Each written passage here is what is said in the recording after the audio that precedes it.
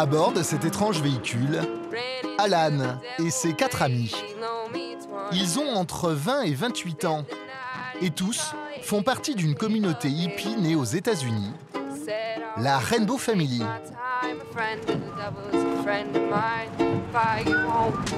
Dans le bus, le capitaine, c'est Alan. Il y a encore 4 ans, il préparait un doctorat en neurosciences, mais il a décidé de changer de vie. Je commençais à me sentir à l'étroit dans cette société. Je refusais la mentalité d'esclave qu'elle nous impose. Alors, avec nos amis, on a décidé d'acheter un bus et de voyager à travers le pays. On aime camper, être dans les bois, dans la nature. On a trouvé la Rainbow Family et on a décidé d'en faire partie. Alan et ses amis vivent comme des nomades, sans attache. On est arrivés! Ils ont transformé cet ancien bus scolaire en maison roulante, où ils vivent toute l'année.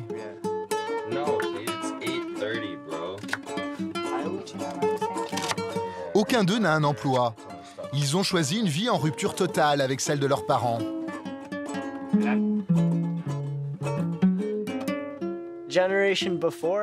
La génération d'avant, on leur avait dit « Trouvez un boulot, économisez, mariez-vous, c'est ça le bonheur, la vie idéale. » Mais aujourd'hui, nos parents ont divorcé et ils galèrent. Il y a un vrai éveil de la conscience. On réalise qu'il faut suivre une autre route. C'est dur parfois. Il y a des parties de moi qui me disent que peut-être je ruine mon futur, comme on dit. Je ne suis pas le chemin que mes parents ont tracé, mais je pense que tout va changer. Tout va s'écrouler.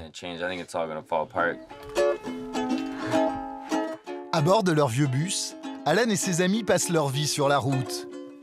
Ils représentent cette nouvelle génération Peace and Love qui renoue avec l'idéal hippie des années 70.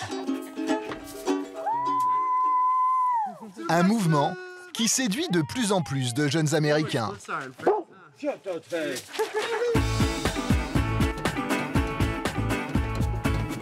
Aujourd'hui, aux États-Unis, la Rainbow Family rassemble plus de 40 000 personnes.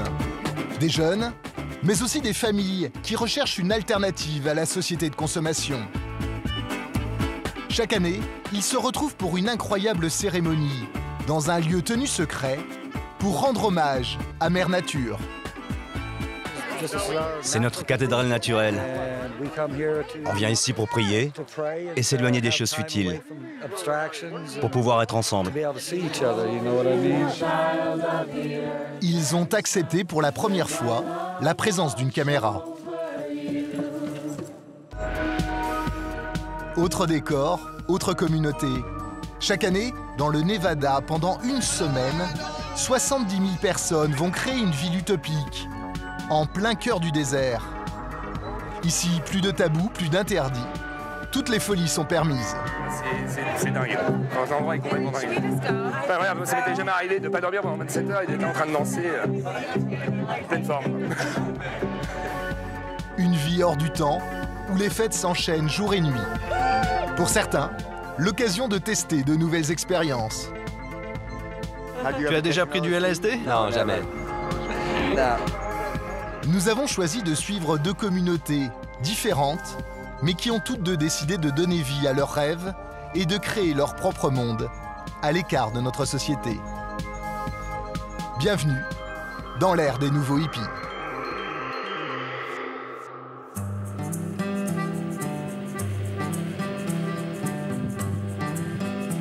En hiver, comme beaucoup de Rainbow, Alan et ses amis descendent dans le sud des États-Unis, là où il fait le plus chaud, en Californie. Cela fait 4 ans qu'Alan a acheté ce bus. Aujourd'hui, ils sont 5 à y vivre en permanence. Ils n'ont pas de revenus réguliers, ils enchaînent les petits boulots et jouent de la musique dans la rue. Alors, ils doivent faire attention à chacune de leurs dépenses. Que regardez-vous? Je regarde la carte sur le téléphone pour trouver un supermarché près d'ici, pour faire le plein d'eau.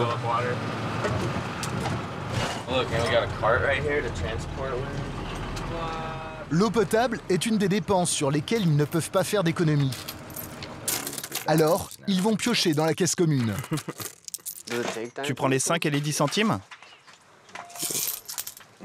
Bon, je pense que c'est assez pour 30 litres d'eau. Allez, j'y vais. Pendant que Cameron va acheter l'eau, Alan et Ronnie vont faire les courses à leur manière. Pour la nourriture, ils n'ont pas besoin d'argent.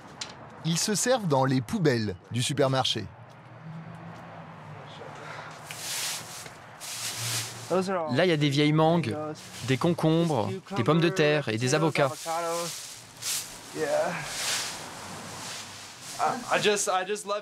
J'aime faire ça. C'est comme une chasse au trésor. On ne sait jamais sur quoi on va tomber. On en a besoin pour vivre. Et puis c'est marrant. Regarde, il y a tout un tas de piments et d'avocats là. Et des petits poivrons. Des poivrons jaunes. Ils sont encore bien. Tu peux prendre l'emballage si tu veux. Non, c'est bon. Ils sont tout juste périmés. Mais je pense qu'ils sont bons. Tout ça, c'est bon à manger? On peut tomber malade. C'est pour ça qu'on évite la viande. C'est plein de bactéries, mais notre corps en est rempli. Et c'est grâce à ça qu'il fonctionne. Vous savez, tous ces aliments ne sont pas très attirants. Mais on les rince et on les cuit pour être sûr de ne pas tomber malade.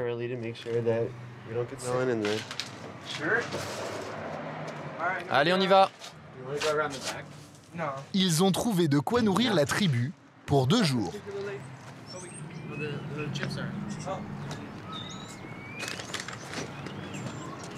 Vous avez un réfrigérateur? Pas vraiment, mais on a une glacière. Regardez pas, ça fait peur. C'est moins pire que ça en a l'air. D'habitude, j'essaye de ne pas prendre des choses périssables. On utilise des produits qui peuvent rester à l'air. Des légumes, des fruits. On a aussi une caisse d'aliments secs. Ça, c'est juste pour le fromage et le lait. Grâce à ce système D, ils arrivent à vivre tous les 5 avec seulement 100 € par semaine. Et puis il y a aussi les bonnes surprises, les cadeaux que leur offrent parfois des gens séduits par leur mode de vie. Comme ce jeune homme, croisé par hasard sur un parking. Il s'appelle Adam, lui aussi est un peu hippie, mais il a un métier, il est cultivateur. Viens à l'intérieur. Il fait froid. La production d'Adam est un peu particulière, mais légale en Californie. Il fait pousser du et il a décidé d'offrir quelques-uns de ses meilleurs produits au Rainbow. Ça, c'est un croisement que j'ai fait moi-même. Un mélange de Candy Lane et de Veuve Blanche. Là, il y a un peu plus de 8 grammes. C'est du Roi Louis, le Roi Louis XIII. Dude, thank you so much. That's really, really nice. Oh my God. Dude, I can't believe it. Adam va leur donner l'équivalent de 200 € de J'en donne vraiment quand je le peux, car je me fiche de l'argent. Une fois que j'ai payé mes factures et que j'ai assez pour vivre, je donne ce qui me reste. Alan, qu'est-ce que ça représente pour vous, là? C'est magique. C'est ce qui permet de réunir les gens. Ça met un énorme sourire sur tous les visages. Et ça fait rire bêtement. Et ça m'aide à être plus tolérant envers des choses qui d'habitude m'énervent. Ça me permet de supporter cette société détraquée, sans tuer personne. Killing people.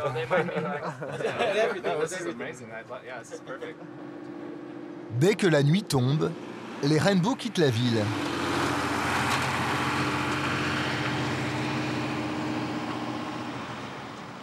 Chaque soir, ils essaient de trouver un endroit isolé pour dormir tranquille et surtout ne pas payer de stationnement. Les soirées sont souvent courtes, il n'y a pas d'électricité et le petit groupe ne peut compter que sur leurs bougies. Ça nous réchauffe et ça fait une belle lumière.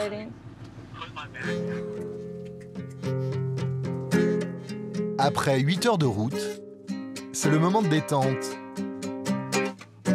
Sauf pour Brandy, car même chez ces jeunes rainbows, c'est la fille qui prépare le dîner.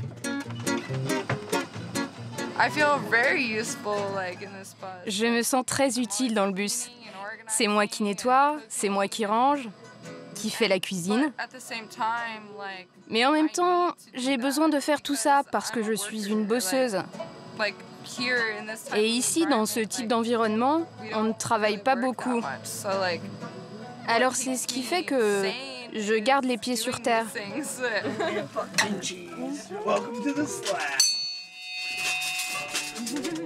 Macaroni au fromage. À chaque repas, c'est le même rituel. Les rainbows mangent tous dans un plat unique. Une vie de nomade, sans contrainte, mais qui, pour Brandy, ne pourra pas durer éternellement. Je veux vraiment une famille. Mais dans mon esprit, je dois avoir un endroit stable pour la fonder. Je ne me vois pas avoir d'enfants ici. Je ne veux pas être enceinte dans ce bus. Ce n'est pas le meilleur endroit pour ça.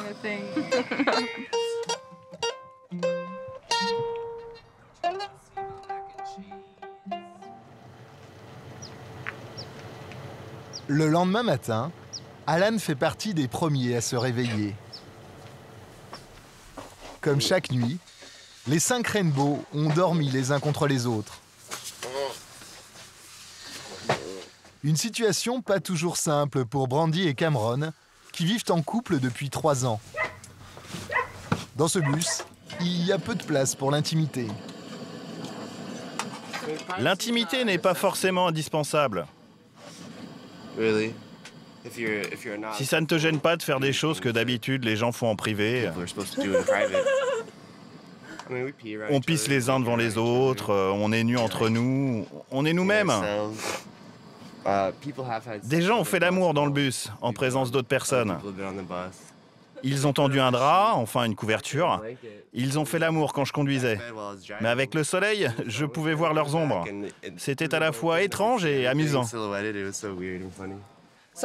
Certains font comme ça, mais nous, non.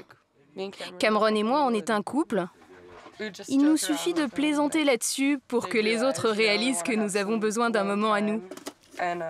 Alors ils sortent, car ils sont géniaux et sympas.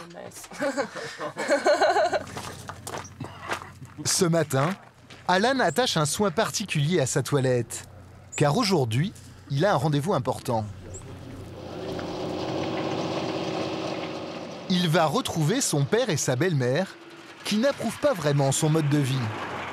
Ils veulent que j'ai une carrière, que je m'installe, que j'achète une maison, une vie standard, une façon de vivre classique. Ils ne connaissent rien d'autre. C'est ce qu'ils espèrent pour moi. Les parents vivent en Arizona, près de Tucson, dans un quartier résidentiel. Alan ne les a pas vus depuis 2 ans.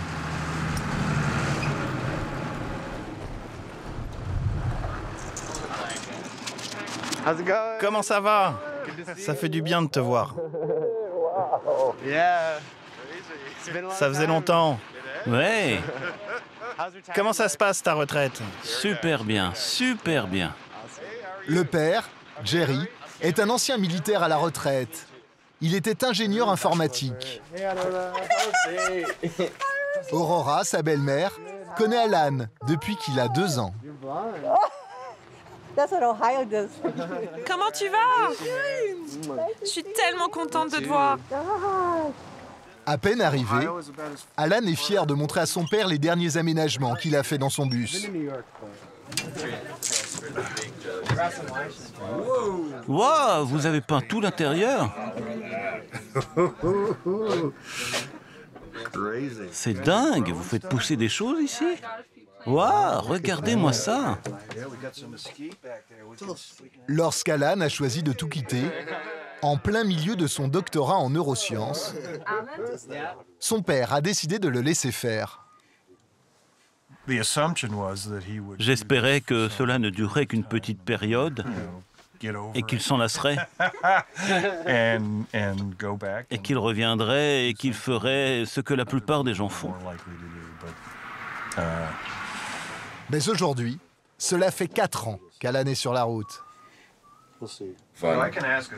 Hey les gars, je peux vous poser une question piège? Vous êtes jeune et idéaliste, tout ça c'est drôle, et les gens vous acceptent. Mais que se passera-t-il dans 10 ou 15 ans quand vous serez plus âgé? L'attitude des gens qui vous aident risque de changer, non? Oui, tu as raison. Moi non plus, je ne pense pas que cela va durer toute la vie. Et d'ailleurs, je ne le souhaite pas. Ce serait sympa d'installer notre bus sur un bout de terrain et de voir si on peut cultiver, faire pousser des aliments, créer un atelier, des trucs comme ça. Je ne suis pas trop inquiet. Je sais qu'il ne va pas mourir de faim. Je pense qu'il est trop brillant et trop débrouillard. Le pire qui pourrait lui arriver, c'est de trouver un boulot. Ah, je suis content d'être là, ça fait du bien de vous voir. Son père et sa belle-mère viennent de s'installer dans cette maison. C'est la première fois qu'Alan la visite.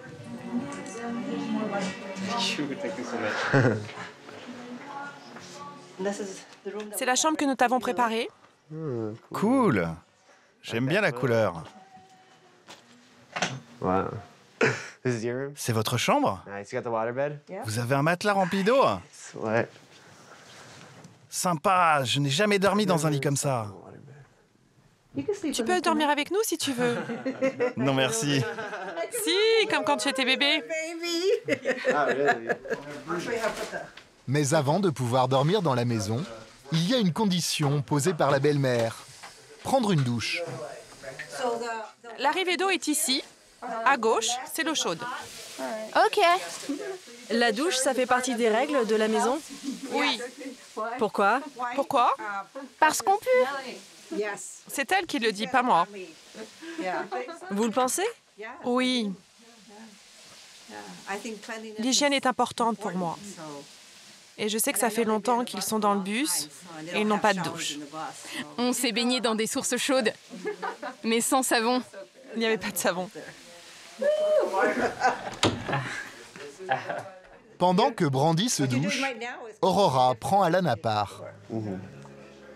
Ça va durer encore combien de temps? Je ne sais pas. Quand tu auras 40 ans, tout le monde te verra comme un clochard. Ah oui? Tu parles de qui? Bah, les jeunes femmes comme celle qui est avec vous. Brandy? Ouais. Quand il vivait avec sa mère, il avait une jolie maison. Il avait sa propre chambre, une piscine, une grande maison dans un beau quartier. Le voir choisir de vivre comme ça, c'est surprenant, oui. Est-ce que je lui souhaite cela pour le reste de sa vie? Non, certainement pas. Je pense qu'à 40 ans, s'il continue comme ça, il aura l'air d'un vieux clochard. Alan ne va passer qu'une semaine chez ses parents, car il doit déjà reprendre la route pour se rendre au grand rassemblement annuel des Rainbows.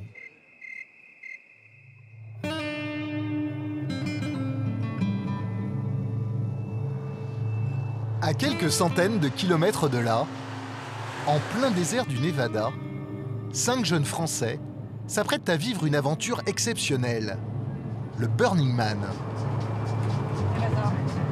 Parmi eux, organisateur de soirée, et Clémence, chef de projet dans la publicité. Eux aussi veulent vivre une expérience loin des contraintes de la société de consommation. C'est la 7e fois qu'ils vont à ce rassemblement. C'est le plus bel endroit, les plus belles personnes du monde, les plus créatifs du monde. Pas de marque, pas d'argent, pas d'internet, pas de pub, pas de vol. Que des cadeaux, que de la créativité, que de la générosité, que du don, quoi. Ça existe nulle part ailleurs. Cette année, et Clémence voyagent avec 3 Virgins, comme on les appelle dans le langage du Burning Man. Les Virgin, ça veut dire que c'est la première fois qu'ils viennent à Black Rock City. Et voilà, et qu'ils vont s'en prendre plein la gueule. Et qu'ils vont avoir les yeux qui pétillent, qui vont pétiller mais pendant une semaine. Car aller au Burning Man, c'est pour beaucoup une expérience quasi mystique. C'est justement ce que recherche Guillaume. Il vient de quitter son emploi pour se lancer dans un tour du monde. Je pense qu'on a cherché, comme tout le monde, on a cherché une espèce de manière d'être différente, une espèce d'endroit où les gens sont ce qu'ils ont vraiment envie d'être sans les règles sociales, sans les barrières qu'on peut se donner. Voilà, et essayer de partager avec tout le monde, essayer de vivre quelque chose d'extraordinaire qu'on ne peut pas vivre ailleurs. Après 20 heures de route, le groupe arrive enfin à destination.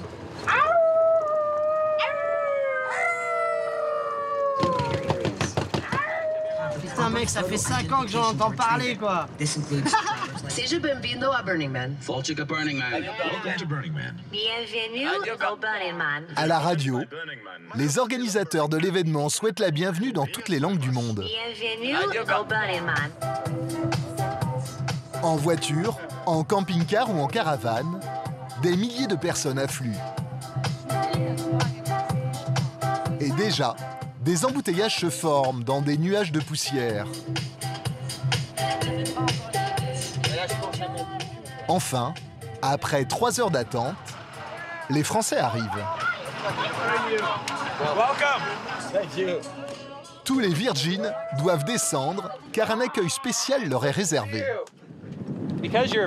Parce que vous êtes des Virgin, vous allez devoir passer une initiation. Et comme vous ne voulez pas salir vos vêtements, déshabillez-vous. Entièrement. Entièrement. Ok. À poil. C'est salaud de leur faire ça. Normalement, tu te fous pas à poil, quoi. Là, il me fait mettre... Genre, c'est le bizutage de bâtard, quoi. Allez. Ah, vas-y. Donne-moi ça, toi. Tout nu? Allez, tout nu. Allongez-vous sur le dos. Allez. Non, play angel. Faites l'ange.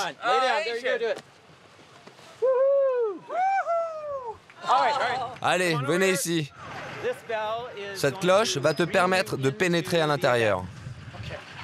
Ça va te donner beaucoup d'énergie, donc frappe très fort. Je ne suis plus un Virgin! En tapant sur cette cloche, mais les autres Virgin ont obtenu le droit d'entrée. Comme chaque participant, ils ont aussi payé 350 € pour vivre cette aventure qui va durer une semaine.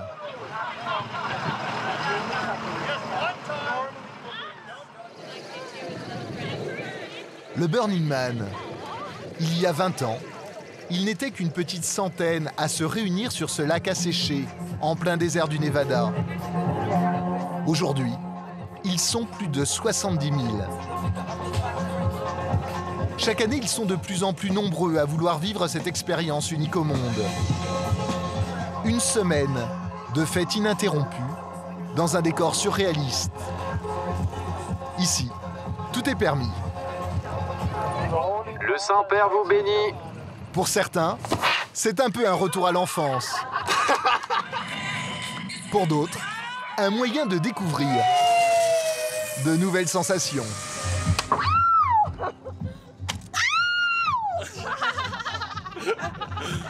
Un inconnu vient juste de me fouetter. Ici, il n'y a pas de jugement. Et c'est super. On passe un moment incroyable. L'un des Virgin français découvre la ville pour la première fois.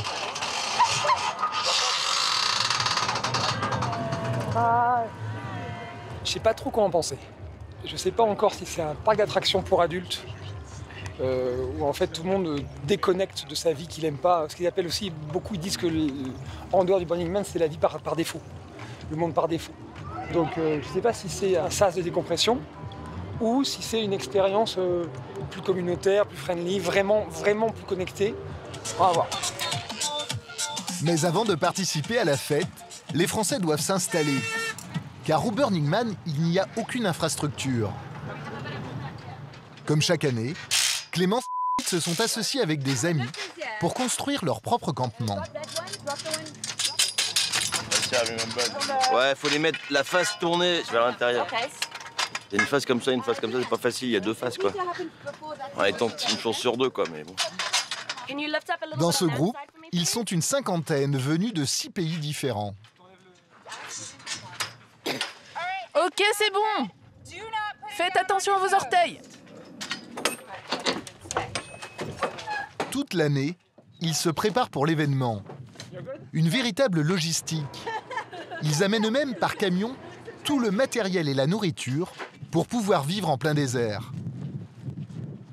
Plus par là. Mais la construction n'est pas de tout repos. C'est un univers hostile.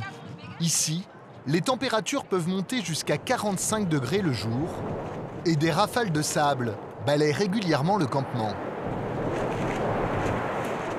Là, on était prévu qu'il y avait une tempête, a priori des vents de 80 à 100 km/h, donc on n'a pas mis tout ce qui était shade sur la cuisine et le dôme. Parce qu'a priori, tout peut s'envoler demain matin, dans la nuit ou demain dans la journée, quoi. Ça va chier, les gars, ça va chier. En quelques secondes, la ville disparaît sous la poussière.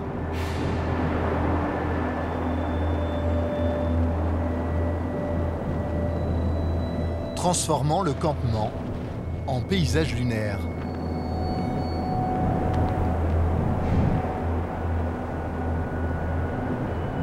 Pendant les tempêtes de sable, le seul endroit pour se réfugier, ce sont les tentes où les Français dorment. Mais elles résistent mal à ces conditions extrêmes. Le sable s'infiltre partout.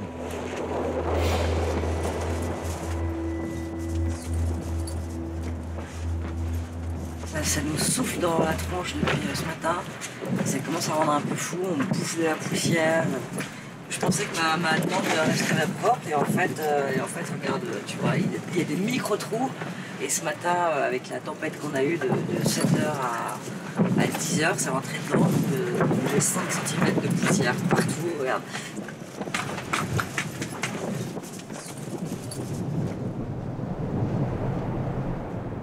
Malgré la tempête, l'équipe a réussi à terminer le dôme. Ce sera la salle commune où tous les membres pourront se réunir et faire la fête. C'est Clémence qui accueille les nouveaux arrivants et leur explique le fonctionnement du camp. Je vous montre peut-être là-bas comment ça marche. On va faire une petite visite guidée. En plus du prix d'entrée, chaque membre de ce groupe a versé 400 € pour pouvoir bénéficier de la nourriture et des services de ce campement. Mais il y a des règles à suivre. La plus importante, c'est l'utilisation de l'eau.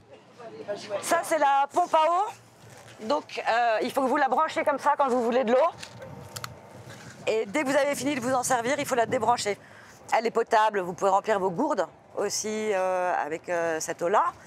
Le matin, si jamais vous êtes un des premiers à se lever, au lieu de vous faire genre juste votre petite eau chaude à vous, bah, vous faites une grosse marmite d'eau chaude et comme ça, tout le camp après a de l'eau chaude. C'est important toutes ces règles en fait. Bah, c'est important pour que le camp fonctionne bien parce que si moi je dis pas les choses, les gens peuvent pas le savoir naturellement déjà. Et voilà, puis une fois que c'est dit, après c'est bon, on peut faire la fête, le camp est monté, on connaît le fonctionnement et c'est bon. Et on peut lâcher tout le monde dans la nature et s'amuser. On peut faire la fête. Voilà. Les fêtes rythment les journées du Burning Man. Il y en a pour tous les goûts et de toutes les tailles. Certaines réunissent plusieurs milliers de personnes, comme celle-ci, la fête léopard, un must du Burning Man. C'est en découvrant ce genre de fête que a décidé de changer de vie. Après avoir passé 15 ans à diriger sa propre agence de pub, il a tout quitté pour devenir organisateur de soirées. J'ai arrêté le costume cravate, ça fait trop longtemps que je vais ici, j'ai quand même arrêté. Au bout de 5 ans, j'ai arrêté de gagner de l'argent, j'ai arrêté de faire... Non, de dire qu'il fallait consommer beaucoup pour être heureux, ça j'ai arrêté. J'étais le bras armé de la consommation. Et on trouve des... Je me repens.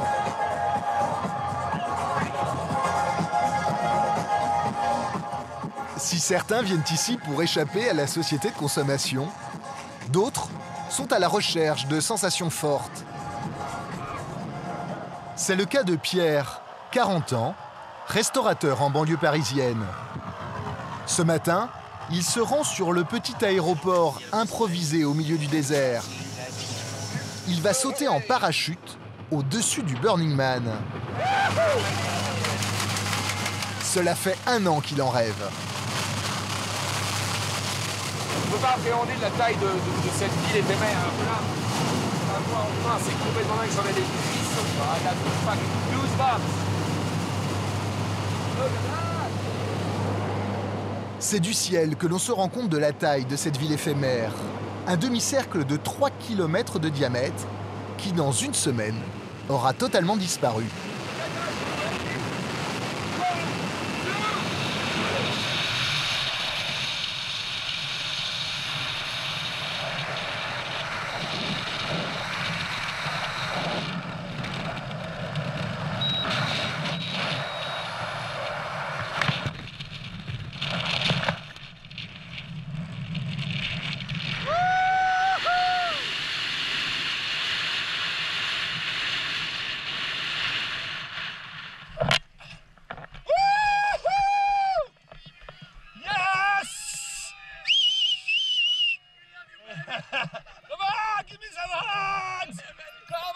À peine arrivé, tous les participants qui sont à côté se jettent dans les bras de Pierre. En fait, le truc, c'est quand on est parachute et qu'on atterrit et qu'on se retrouve au milieu de, je sais pas, 100, 200 burners, il y en a pas mal qui sont encore sous hallucinogènes, en train de regarder les trucs et qui te voient arriver. Alors là, c'est le plus beau cadeau que tu puisses leur faire, donc ils se jettent dans tes bras. Toi, tu te retrouves avec ton parachute à moitié gonflé et tu te retrouves avec 20 personnes en train de se jeter dans tes bras. Voilà. L'aéroport ne sert pas qu'aux parachutistes. Chaque jour, des dizaines de jets privés déposent des participants fortunés. Car depuis quelques années, le Burning Man a changé de visage. Il s'est un peu embourgeoisé. Pierre découvre cette nouvelle facette de la ville que critiquent ceux qui avaient voulu faire du Burning Man une ville utopique sans confort et sans argent. Les vieux burners ont un peu de mal à accepter ce genre de truc. Moi, je ne juge pas parce qu'un des principes est d'accepter tout le monde. Là, tu es tranquille, tu arrives en avion avec ton sac et tes 5 déguisements et puis on te file une tente avec air conditionné et on te fait ton lit tous les matins. Tu as une douche où tu peux prendre autant de fois par jour, des chiottes propres privées. Tu as 5 repas servis par jour, c'est open bar toute la journée. Mais comme c'est le Burning Man, n'importe qui peut aller s'y servir un verre gratuitement. C'est le principe. Ce campement abrite 100 personnes. Prix du séjour, 20 000 € la semaine. Un peu de rosé? Oui, merci. Avec de la glace? S'il vous plaît. Alors que des rafales de vent annoncent une nouvelle tempête de sable sur le Burning Man, à l'autre bout des États-Unis, les hippies s'apprêtent eux aussi à vivre leur grand rassemblement annuel.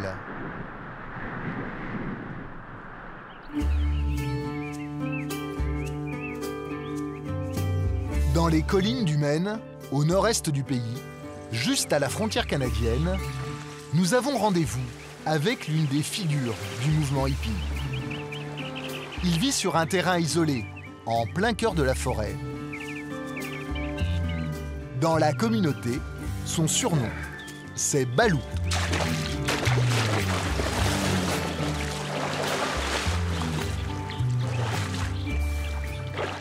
C'est une communion avec la nature. Ici, on s'affranchit de nos contraintes chaque jour un peu plus. On se libère de nos chaînes et on comprend que l'on n'est pas obligé d'être un esclave. Quand tu commences à apprécier cette liberté, tu ne veux plus revenir en arrière. Je déteste quand je dois retourner au travail. Et pourtant, je suis très bien payé. Mais je déteste vraiment travailler. Faut que j'aille me rincer.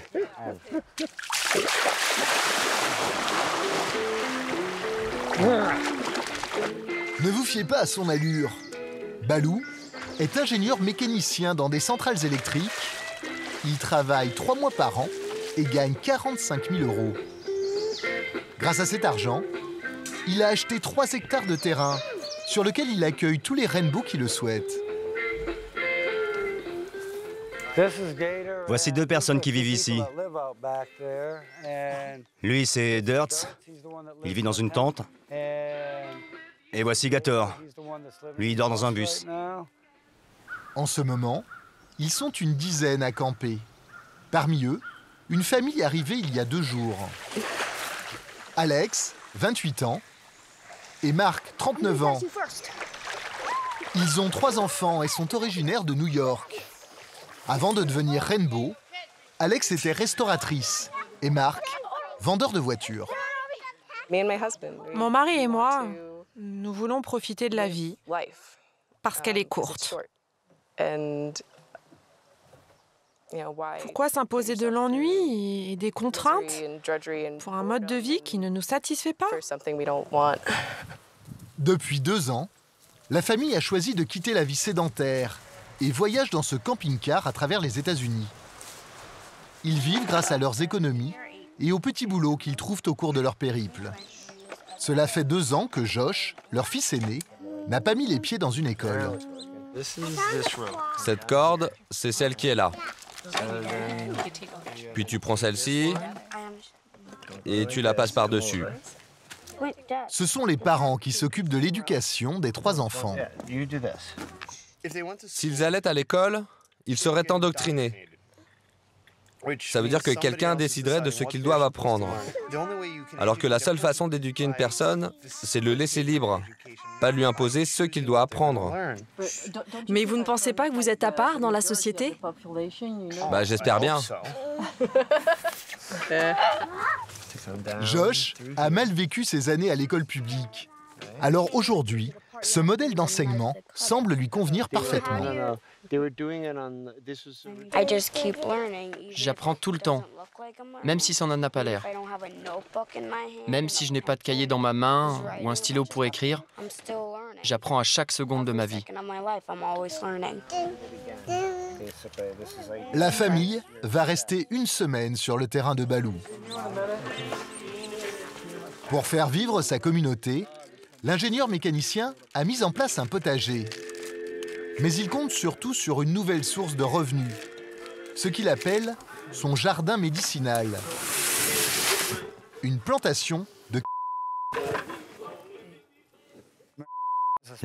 La est une plante spéciale sur la planète. C'est un don de Dieu. Oui, c'est un don de Dieu. Et elle nous maintient tous en forme. Depuis 15 ans, dans cet état du Maine, la loi autorise la culture de... mais uniquement pour des raisons médicales. Pour Balou, qui fume tous les jours depuis 40 ans, c'est une aubaine. C'est bien de pouvoir faire ça légalement. Toute ma vie, j'ai été considéré comme un criminel. Toute ma vie, j'ai eu des problèmes juste parce que je fumais de l'herbe. Avec 24 plants de... la première récolte devrait rapporter à Balou 4 500 € qui lui permettront d'accueillir bientôt une 30aine de personnes.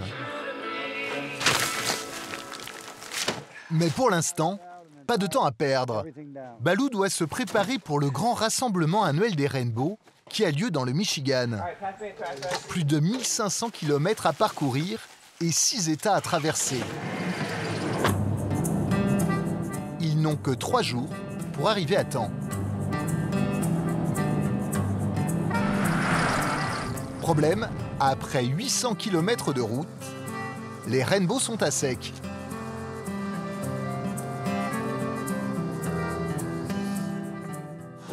On a presque plus d'argent. Et je dois en garder pour le retour. Il faut limiter toutes les dépenses. Alors, ils vont faire le plein à la façon Rainbow. Dieu vous bénisse. Merci beaucoup. Merci. Sympa, merci.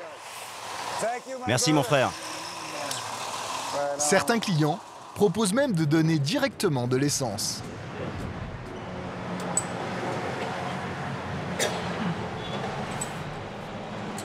Pourquoi vous l'aidez? Si quelqu'un est dans le besoin et que vous pouvez partager, c'est ce qu'il faut faire. On doit s'entraider. Dieu te bénisse, mon frère. En seulement une demi-heure, Balou a récolté 21 $ et 18 litres d'essence. De quoi reprendre la route. À l'autre bout du pays, dans le Michigan, Alan et ses amis sont eux déjà en train d'arriver au lieu du rassemblement. C'est cette route-là? Tous les rainbows américains ont prévu de se retrouver dans cette immense forêt. Un lieu isolé. Leur but? Se réunir loin de cette société de consommation qu'ils surnomment la Nouvelle Babylone. Et surtout, communier avec la nature.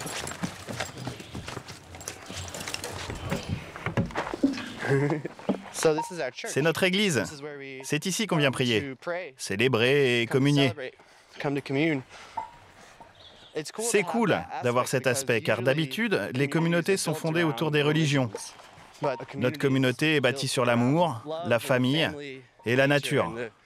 C'est le partage et cet esprit de communauté qui attire tout le monde ici. Plus de 1500 personnes sont venues célébrer la réunion annuelle des Rainbows. Elle a lieu chaque année, le 4 juillet, le jour de la fête nationale des États-Unis. La communauté fête à sa façon Peace and Love, la célébration du patriotisme américain.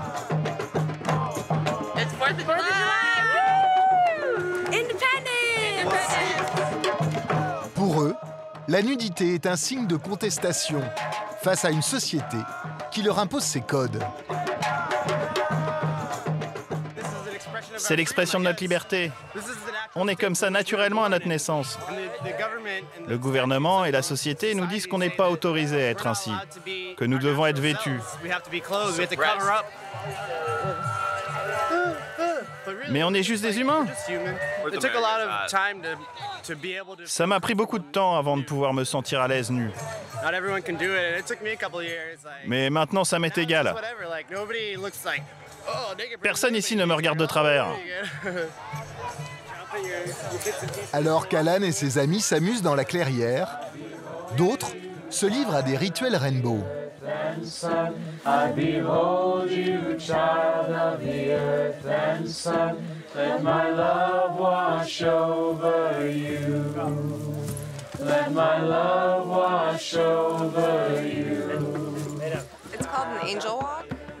Ça s'appelle la marche de l'ange.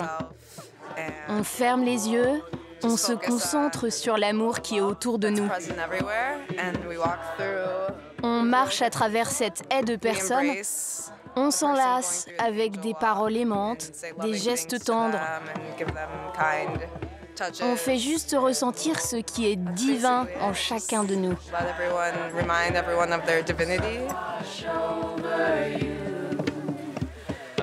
C'est dans la clairière que se déroulent les activités spirituelles. Elle est considérée comme un lieu sacré durant toute la durée du rassemblement. Pour ne pas perturber les cérémonies, certains rainbows préfèrent se mettre à l'écart, car c'est le seul endroit où ils peuvent boire de l'alcool.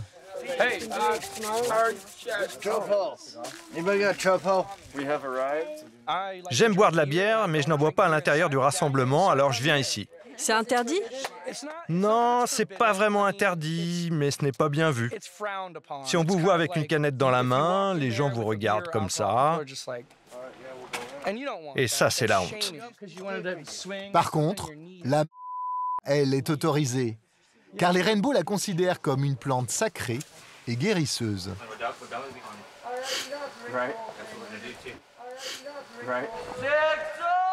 Six up, main en l'air.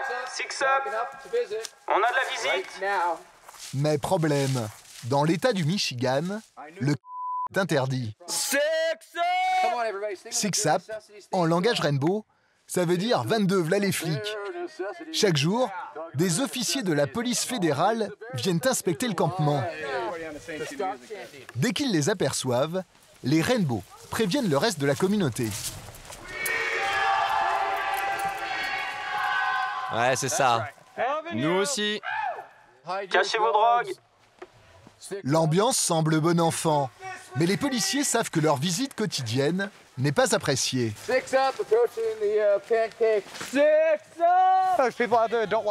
Il y en a qui ne nous aiment pas.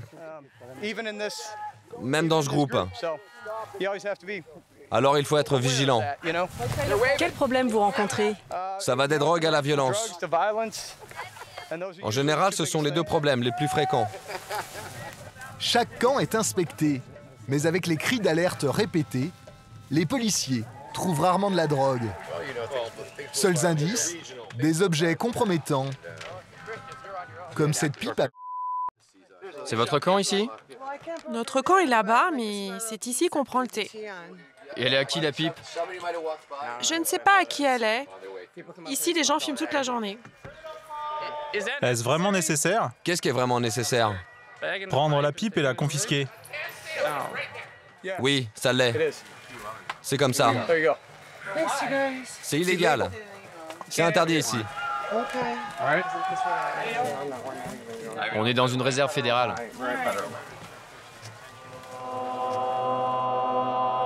Chaque soir, juste avant le coucher du soleil, les Rainbows se réunissent en cercle. Inspirés de la culture indienne, ils prient Mère Nature.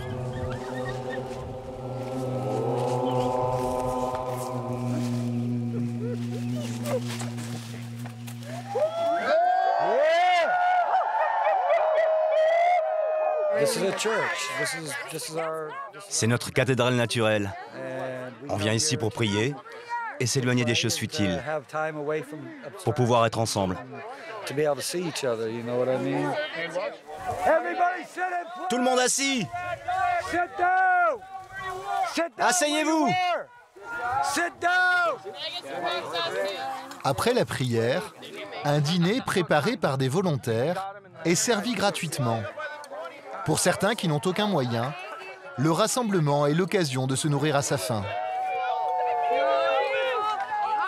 Aux États-Unis, le mouvement Rainbow semble attirer de plus en plus de jeunes, comme Max, cet ingénieur de 24 ans.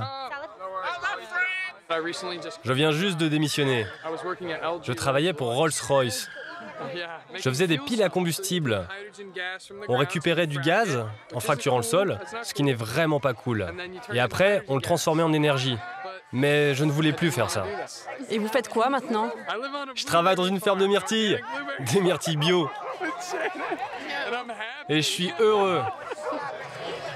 Vous ne me prendrez jamais ma liberté! Dans les années 70, les anciens hippies se battaient contre la guerre du Vietnam. Aujourd'hui, les Rainbows tentent de trouver une alternative à la société de consommation, convaincus que le système actuel vit ses derniers instants.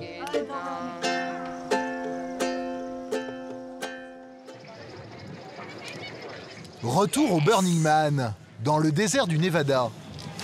C'est un jour particulier pour Clémence et ses amis. Tous vont revêtir leurs habits de fête. Derrière, tu peux le mettre à ta taille. C'est énorme! Trop beau. Vraiment, c'est le style. Et tu me fous pas là devant tout le monde, tu dis oui. Hein.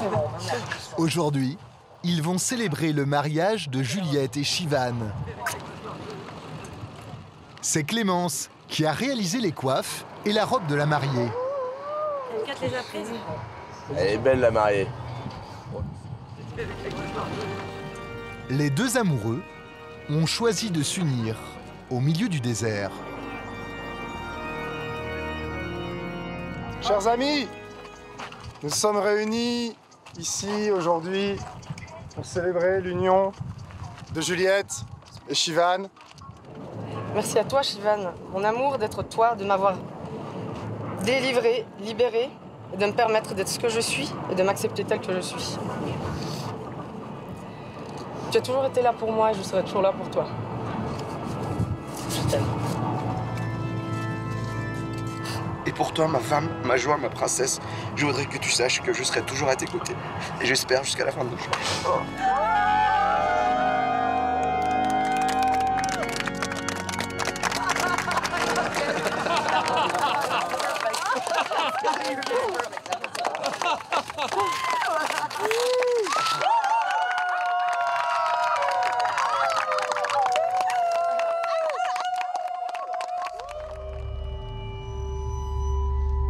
Le lendemain, en plein milieu de la nuit. Sur le campement de Clémence et tout le monde se prépare.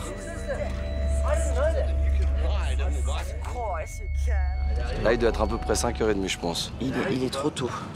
Il est trop tôt. Ou trop tard. Tout est relatif ici. Le groupe s'est levé pour admirer le lever du soleil. Un rituel incontournable du Burning Man. On est parti pour l'aventure. C'est des grandes manœuvres. Située à l'écart des campements, voici la playa, le point de ralliement des fêtards de la nuit et des lève-tôt. C'est pas mal. Regarde le petit bolide là. Super. C'est simple, c'est le véhicule du dimanche matin idéal pour se promener dans Paris. Parfait.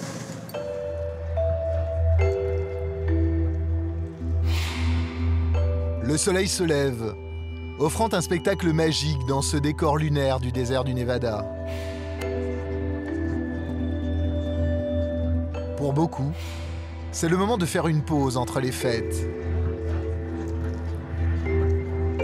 Certains méditent en silence.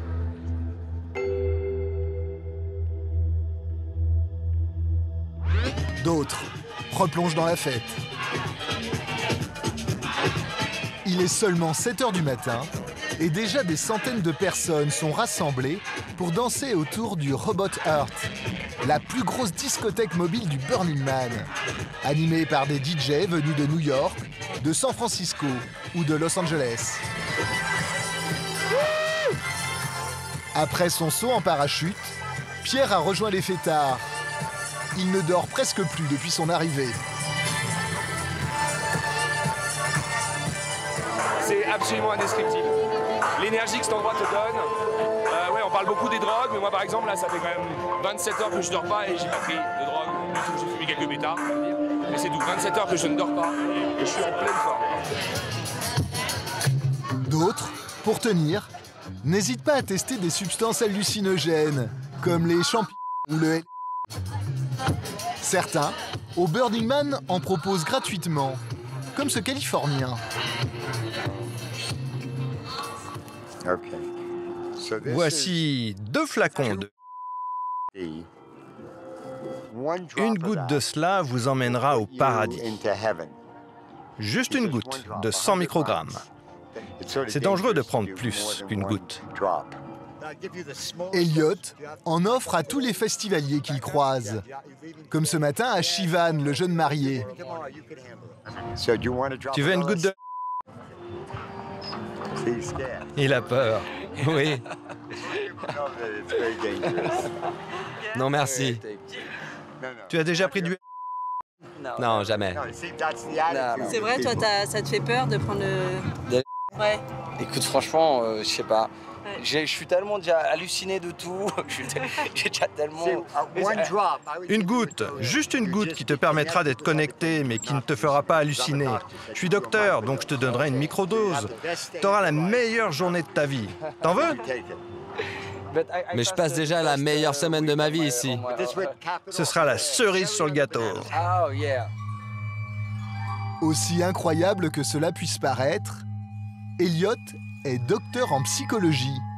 C'est un spécialiste des psychotropes. Sa mission, accueillir dans cette tente les festivaliers qui n'ont pas supporté les effets des drogues.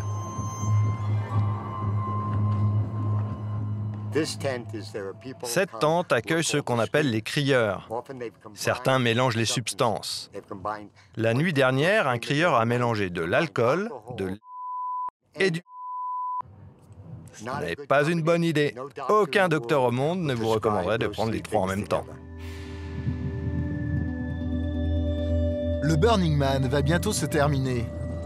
Clémence et ses amis, toujours déguisés, se rendent vers un lieu emblématique. Une structure entièrement en bois. C'est un peu l'église du Burning Man. Un lieu où l'on vient prier et se recueillir en silence. On écrit des messages. En fait, en gros, à Burning Man, on termine son année ici et on enterre ses problèmes ici, on repart avec une feuille vierge. Donc ça peut être des problèmes de tous ordres. Donc il y a beaucoup de gens qui mettent des choses pour des disparus, pour des proches perdus. Hein, donc c'est super chargé. Donc c'est le seul endroit où on met pas de musique. Sur les murs, des photos de personnes disparues. Tous se recueillent une dernière fois, car dans quelques heures, le temple va brûler.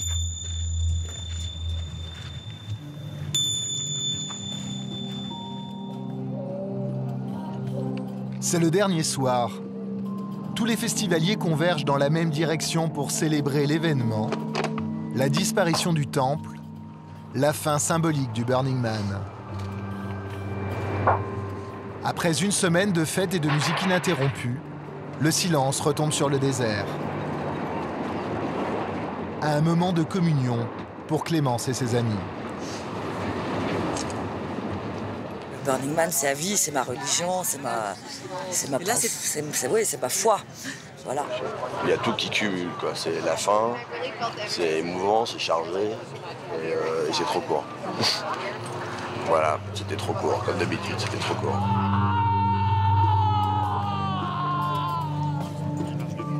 Pour certains, le Burning Man est presque une expérience mystique.